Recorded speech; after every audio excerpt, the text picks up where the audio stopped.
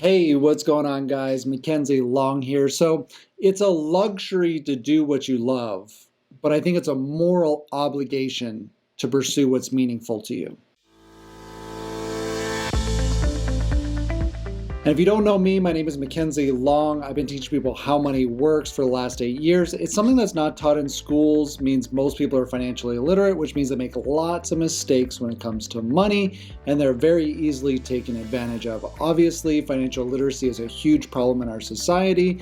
I did a whole video on the costs of that. You should go check it out. But obviously, when you're solving big problems, there's lots of opportunity and lots of money to be made.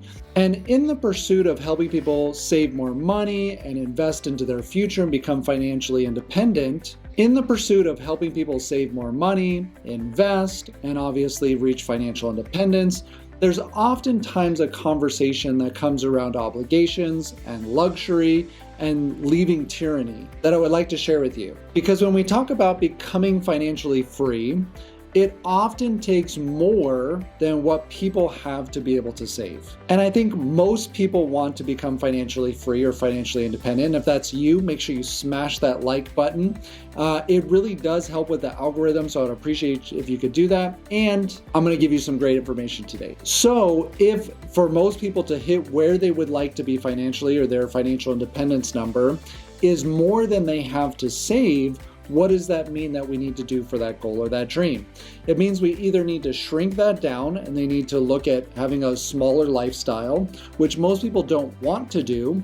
Or the other side of that is we have to become more industrious. We have to figure out ways to make money differently than we've been making money. And I remember very early in my career, I was brand new, still very wet behind the ears. I didn't know much of anything. I had taken some huge risks to come into the industry. And I remember sitting down in this recruiting interview with this older gentleman. He told me that he was looking for a real job, as in what I was doing wasn't a real job. And I don't think he meant to be offensive, but what he meant was he was used to physical labor. He came from construction. He was used to exchanging his physical effort for a paycheck. He had been doing that for 30 something, maybe 40 something years. This was an older guy. And so you could tell that was really his only mindset around making money. Whereas in our industry, we do it more through education. We teach people how money works and how to put their money in better areas so that they can actually have it grow. It's making money without spending time and effort. So it's completely outside of the realm of a lot of what people think of when it comes to making money. And that guy never really ended up looking at our industry or even saving any money for that matter. And what was kind of crazy to me, and I think it was actually a blessing in disguise, was that and after 30 years in the industry, he had almost nothing to show for it other than a mild limp and some back pain. And little did he know that I actually came from that industry. I did a lot of construction. I worked for a landscaping company of a cousin of mine. So we installed things in the backyards. We moved bricks around. We installed grass. We did all that heavy labor stuff. I also worked in engineering where we were out on the streets every day. And I also got into building and racing cars. So I definitely understood labor. If he had asked me about my lower back pain, I have it too. I've spent lots of time doing that. However, I had the realization, much like I don't know if he had, that my body couldn't endure that for much longer. But this guy really couldn't see past exchanging his body for money. And when we're not taught about entrepreneurship and we're not taught about money and all we know is physical labor, then that's really all we know to look for. And unfortunately, like anything else, we fear what we don't know. And since then, I've had many conversations and interviews that went very, very similar, where the first 15 or 20 minutes, I'm asking what they're looking for, why they're trying to leave their industry, why they want to do something new.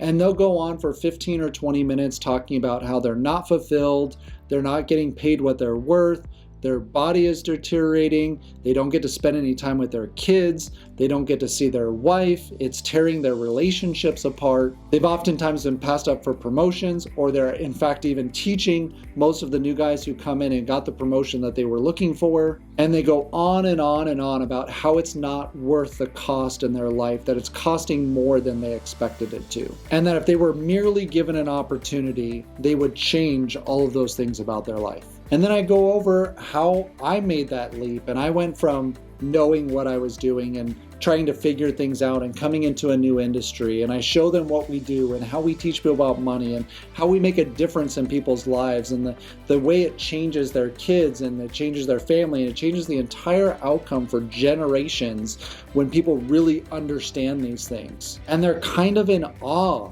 at this point. They love what we do. They love the idea of it. They wish they would have known these things many, many years ago, but yet all of a sudden, fear kicks in. And it's almost like mentally they come to this fork in the road and they're looking down two paths.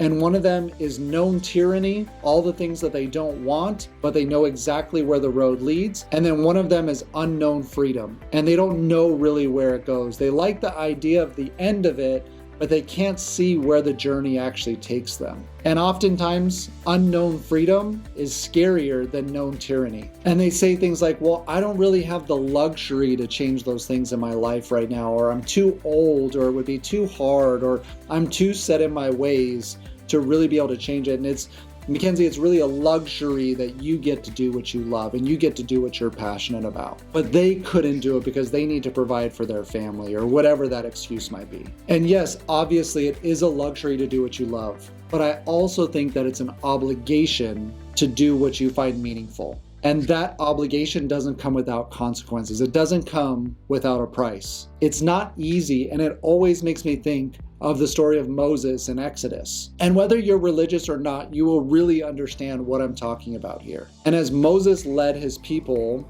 out of captivity into the desert, you realize that we don't get to go from tyranny to paradise, that it's not you leave tyranny and you're automatically in paradise. There's a journey of a desert in between those. And what happened to Moses' people is that oftentimes in the desert, tyranny doesn't seem so bad. And while we're in the desert, we can often fantasize about going back to tyranny. Because in a small period of time, if we're talking about entrepreneurship, you've got to learn how to feed yourself. And you go from the scraps of your oppressor to now figuring out how to eat on your own.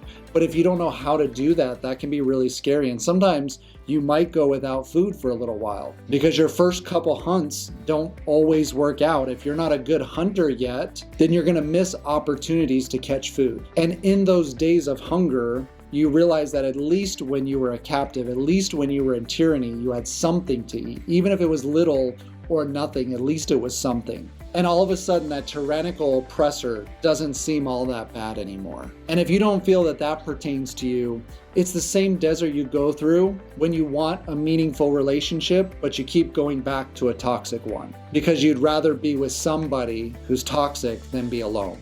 It's the same desert that an addict needs to cross to be able to come free. And the life that you want, the paradise that you're looking for, that you desire, is on the other side of that desert. And the truth is, the longer you wait to cross, the more hesitant you are in crossing, the longer you get to spend in the desert. And the longer you spend in the desert, the more tyranny doesn't look as bad. And that is why when we have that dream, we have to fight for it. That's why people say you need to have a plan. That's why people say you need to be following up and reading that plan consistently.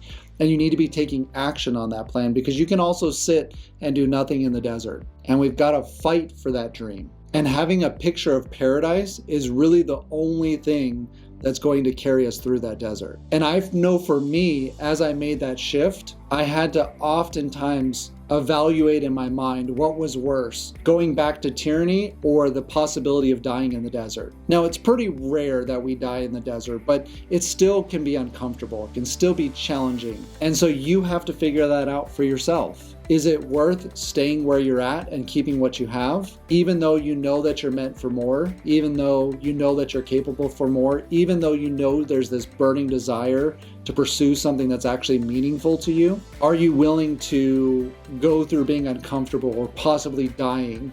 Luckily, we don't die, but possibly dying through that journey. And really, you're the only one that can make that decision. You're the one that's got to fight for your dreams if that's what you want. And the challenge is almost everybody else is going through that same debate. And I hope this was helpful for you. I hope you realize where you're at on that journey. So don't forget to smash the like button. It does help with the algorithm. And also hit the subscribe button as well. And I will catch you later.